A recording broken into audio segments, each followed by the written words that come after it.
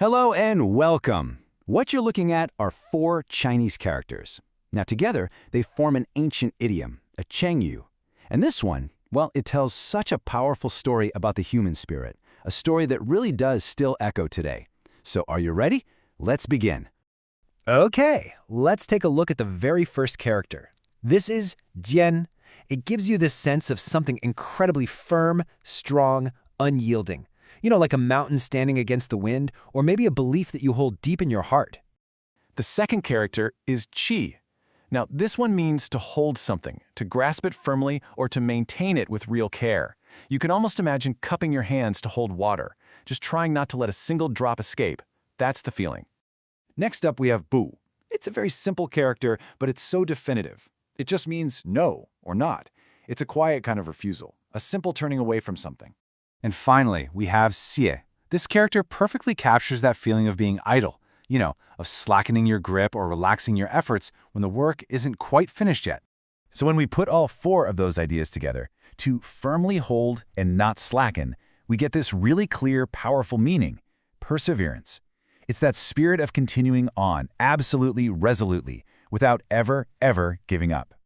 And this phrase isn't just some abstract idea. It actually comes to us from a very specific moment in an old historical text called the Draft History of Qing. That's right. In fact, these exact words are what capture the most pivotal moment of the story behind this entire idiom.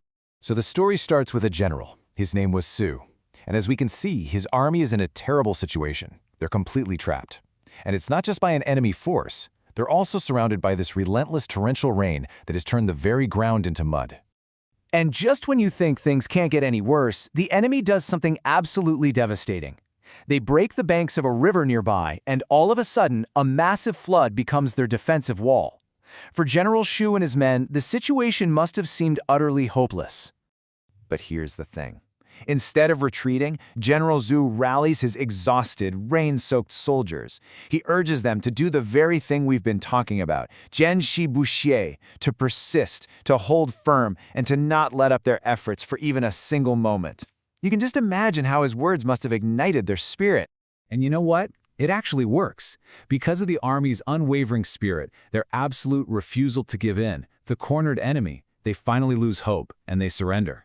The city was reclaimed, and it wasn't because of some clever tactic. It was won by pure, unrelenting persistence. It's such a compelling story, isn't it?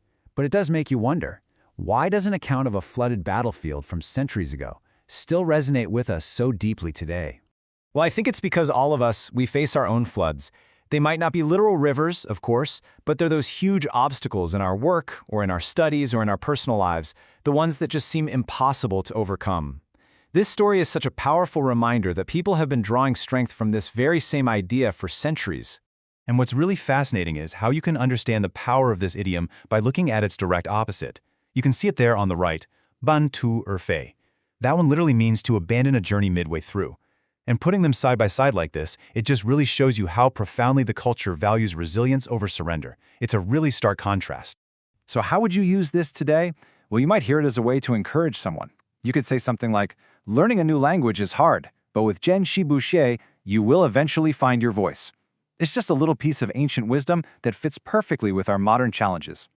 Learn Chinese one story at a time.